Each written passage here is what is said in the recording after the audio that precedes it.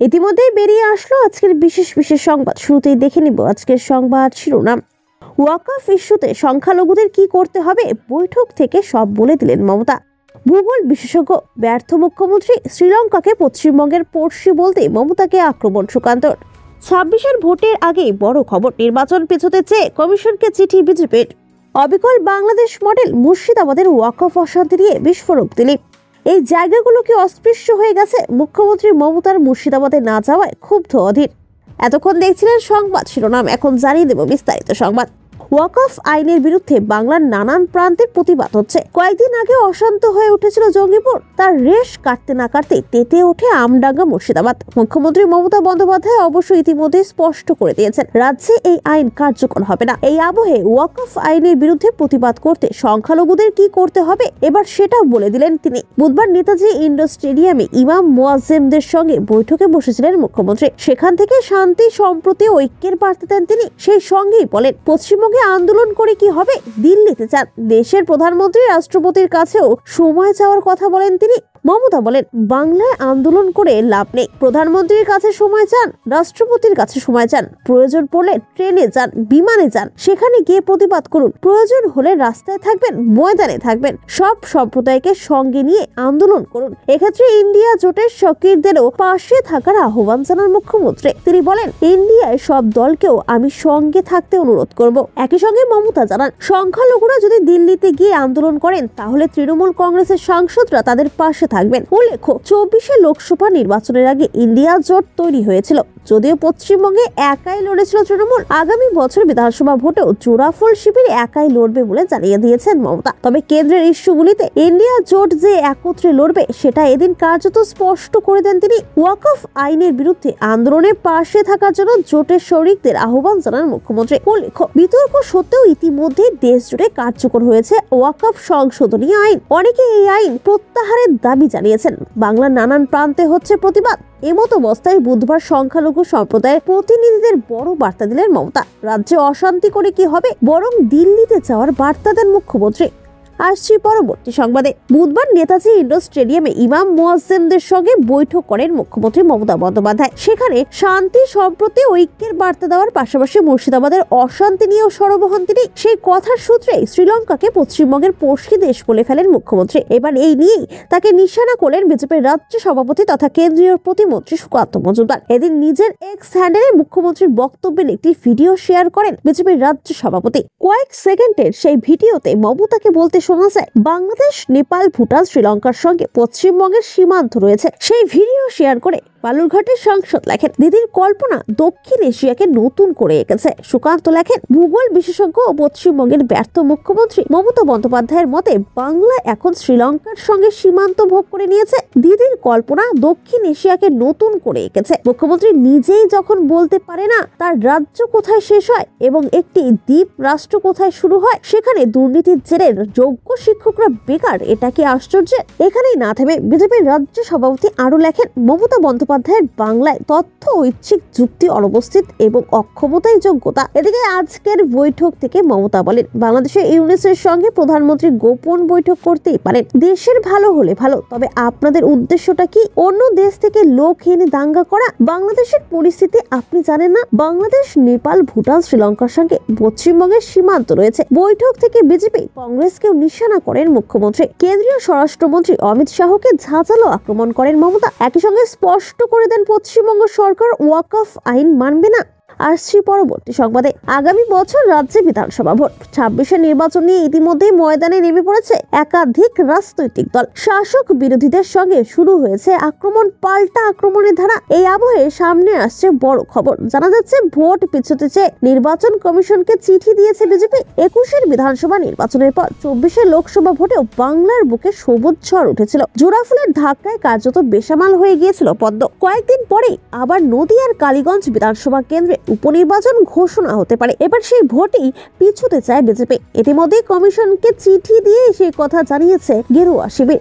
21-এর বিধানসভা ভোটে কালীগঞ্জ আসনে প্রায় 47,000 ভোটে জয়ী তৃণমূল। শাসক দলের দাপুটে ছিটকে গিয়েছিল বিজেপি। তবে তৃণমূল বিধায়ক নাসিরউদ্দিন আহমেদের মৃত্যুর পর আপাতত সেই কেন্দ্রে কোনো এমএলএ নেই। সেই কারণে নদিয়া জেলার এই আসনে উপনির্বাচন করতেই হবে। তবে এবার এই ভোট পেছোতে চাইল বিজেপি। জানা যাচ্ছে গেরুয়া শিবিরের দাবি আগামী বছর সাধারণ নির্বাচনের সঙ্গে কালীগঞ্জ কেন্দ্রে ভোট হোক। উল্লেখ্য 21 বিধানসভা ভোটে এই আসনে বাজিমাত করার পর 24 লোকসভা নির্বাচনে একই ফলাফল ছিল। তৃণমূল কংগ্রেস প্রায় 31,000 ভোটে এগিয়েছিল। যদিও লোকসভা ভোটের পর বাংলার বুকে একাধিক ঘটনা ঘটেছে। আরজিকর কাণ্ড, 26,000 চাকরি বাতিল থেকে ওয়াকফ অশান্তি, অনেক কিছু সাক্ষী থাকে রাজ্য। বর্তমানে যেমন ওয়াকফ আইন বিরোধী প্রতিবাদ নিয়ে সরগরম বাংলা, এই আবহে জানা গেল কালীগঞ্জ উপনির্বাচন পিছুতে চেয়ে নির্বাচন কমিশনকে চিঠি দিয়েছে বিজেপি। এই আসনের ভোটের ক্ষেত্রে এবার কি হয় সেটাই দেখার। আর সেই পরবর্তী সংবাদে, ওয়াকফ সংশোধনী আইনের প্রতিবাদে বিক্ষোভের আগুন মুর্শিদাবাদে। বাংলাদেশ সীমান্তবর্তী জেলার দিকে দিকে সাম্প্রদায়িক সংঘর্ষ ছড়িয়েছে, যদিও পরিস্থিতি এখন অনেকটাই নিয়ন্ত্রণে। মুর্শিদাবাদের এই অশান্তি নিয়ে রাজ্যের তৃণমূল নেতৃত্বাধীন সরকারকেই ফের একবার কাঠগড়ায় তুলেছেন বিজেপি নেতা দিলীপ ঘোষ। আমরা বারবার বলছি, বাংলাদেশে যা ঘটেছে এখানে তার ট্রেলার চলছে। সেম একই টাইপের হিন্দু বসতি এলাকা ঘিরে নিয়ে অত্যাচার চলছে। অবিকল বাংলাদেশ মডেল, এটা এক্সটেন্ডেড বাংলাদেশ হয়ে গেছে। মমতার পুলিশ চুপচাপ দেখছে অথবা আগেই পালিয়ে গেছে। আমাদের কাছে বারবার হিন্দুদের ফোন এসেছে, বলা হয়েছে বিএসএফ পাঠান। ভোর থেকে শুরু হয়েছিল, সকালে যখন বিএসএফ ঢোকে ততক্ষণে যা হওয়ার হয়ে গেছে। দাঁড়িয়ে দর্শক হিসেবে পুলিশ দেখেছে। আমার মনে হয় এটাই ওদের স্ট্র্যাটেজি। হিন্দুদের ভয় দেখিয়ে এলাকা খালি করে দাও, যাতে আগামী দিনে কোনো হিন্দু ভোট না দিতে পারে। এরই পাশাপাশি ফের একবার মুখ্যমন্ত্রী মমতা বন্দ্যোপাধ্যায়কে নিশানা করেছেন দিলীপ ঘোষ। কলকাতার নেতাজি ইন্ডোর স্টেডিয়ামে আজ ইমাম মুয়াজ্জিনদের সঙ্গে বৈঠক মুখ্যমন্ত্রী। সে প্রসঙ্গে বলতে গিয়ে দিলীপ ঘোষ সেদিন বলেন, পিঠ চাপড়ে শাবাশি দেওয়ার জন্য বৈঠকে লিখেছেন। যা কিছু হচ্ছে মমতার ইচ্ছা এবং উৎসাহে হচ্ছে। উনি ঈদের দিন বার্তা দিয়ে দিয়েছিলেন, যা খুশি করো আমি দেখে নেব। তিনি আরো বলেন, মালদহ জেলার পল্লালপুরে কুলে এতগুলো লোক আশ্রয় নিয়েছে। মমতা ব্যানার্জির কোনো লোক তাদের কথা শুনতে গেছেন? একই রাজ্যের একটি জায়গা থেকে লোক পালিয়ে আরেকটি জায়গায় গিয়ে আশ্রয় নিয়েছে, আর মমতা মুসলিমদের ধন্যবাদ দেওয়ার জন্য ডেকেছেন। শরবত খাওয়ানো হবে, উনি বলবেন ঠিক আছে চালিয়ে যাও। ওরা আগেই ঘোষণা করেছে ওরা 40 দিন ধরে চালিয়ে যাবে। জানি না মমতার যদি এটাই ইচ্ছা হয়, তাহলে পশ্চিমবঙ্গের হিন্দুদের ভাবতে হবে তারা কিভাবে বাঁচবে। পশ্চিমবঙ্গের পরিস্থিতি নিয়ে বলতে গিয়ে এদিন উত্তরপ্রদেশের প্রসঙ্গ টানের প্রাক্তন সাংসদ। বিজেপি নেতার কথায় মানুষ নিরুপায় হয়ে এরকম অনেক কিছু বলে। আমরা স্বাধীন গণতান্ত্রিক দেশে বাস করি, দেশে একটা সংবিধান আছে, সেটা কেউ মানে না। যা পরিবর্তন হবে সেটা গণতান্ত্রিক ব্যবস্থায় করতে হবে। যোগী আদিত্যনাথ আকাশ থেকে পড়েনি। উত্তরপ্রদেশের মানুষের মনে হয়েছে শক্ত প্রশাসক দরকার। ওখানে এক সময় যারা দাপিয়ে বেড়াচ্ছিল তারা এখন এনকাউন্টারের শিকার। বাংলার সমাজ এখন বুঝতে পেরেছে, প্রতিবাদ শুরু হয়েছে। পশ্চিমবঙ্গের মানুষকে ঠিক করতে হবে এটা বাংলাদেশের মতো হবে নাকি ভারতের সংবিধান অনুযায়ী চলবে। নেতা লড়াই করতে করতে উঠে আসবে, মানুষ নেতা ঠিক করবে।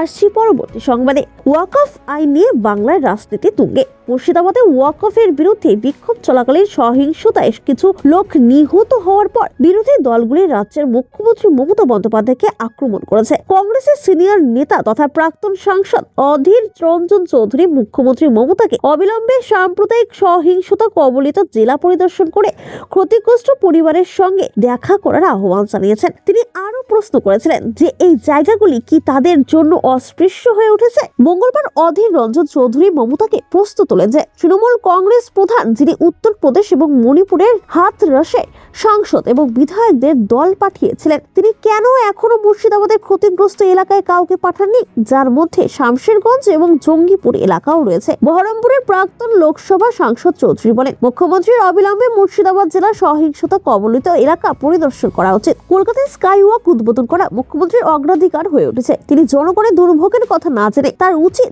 মুর্শিদাবাদে গিয়ে পরিস্থিতি নিজেই দেখা এবং ক্ষতিগ্রস্তদের সাথে কথা বলা। দুদিন আগে রবিবার কালীঘাট মন্দিরে একটি স্কাই ওয়াক উদ্বোধন করেছিলেন মুখ্যমন্ত্রী মমতা। লোকসভার প্রাক্তন কংগ্রেস নেতা বলেন, আপনারা বিভিন্ন জায়গায় যেতে পছন্দ করেন, কিন্তু আপনি এখানে আসেন, অন্যদের দোষারোপ করে আপনি পালাতে পারবেন না। তিনি আরো বলেন, তিনি তার সাংসদ এবং বিধায়কদের হাতরাস এবং মণিপুরের মতো জায়গায় পাঠান, তাহলে কেন তিনি কাউকে শামশেরগঞ্জ এবং জঙ্গিপুরে পাঠাচ্ছেন না? এই জায়গাগুলি কি কি তার জন্য অস্পৃশ্য হয়ে গেছে? কেন তাকে এখানে পাঠানো যাবে না? গত বছরের লোকসভা নির্বাচনে তৃণমূল প্রার্থী ইউসুফ পাঠানের কাছে হেরে যাওয়া অধীর রঞ্জন চৌধুরী ক্ষমতাসীন তৃণমূল কংগ্রেসকে আক্রমণ করে বলেন, আপনার দলের সদস্যরা কি এখান থেকে কোনো ভোট পাননি? মুর্শিদাবাদ জেলার সমস্ত সাংসদ এবং বিধায়ক আপনার দলের। দাঙ্গায় ক্ষতিগ্রস্ত মানুষদের বাদ দিয়ে আমরা কেন তাদের দেখতে পারি না? তিনি বলেন, সহিংসতার শিকার হওয়া ব্যক্তিরা দরিদ্র হিন্দু ও মুসলিম পরিবার। এর আগে অধীর রঞ্জন চৌধুরী মুর্শিদাবাদ মেডিকেল কলেজ ও হাসপাতাল পরিদর্শন করেন এবং ওয়াকফ আইনের বিরুদ্ধে বিক্ষোভের সময় গুলি বিনিময়ের ঘটনায় আহতদের সাথে দেখা করেন। তিনি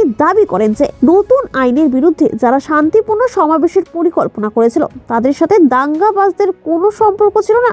গত সপ্তাহান্তে ওয়াকফ আইনের বিরুদ্ধে মুর্শিদাবাদের সুতি, ধুলিয়ান, শামশেরগঞ্জ এবং জঙ্গিপুর এলাকায় যে সহিংসতা ছড়িয়ে পড়ে তাতে কমপক্ষে 3 জন নিহত এবং শত শত মানুষ গৃহহীন হয়ে পড়ে। এই ঘটনার পর এই এলাকাগুলিতে কেন্দ্রীয় বাহিনী মোতায়েন করা হয় এবং ইন্টারনেট পরিষেবা স্থগিত করা হয়। সহিংসতার সাথে জড়িত থাকার অভিযোগে 200 জনেরও বেশি ব্যক্তিকে গ্রেপ্তার করা হয়েছে।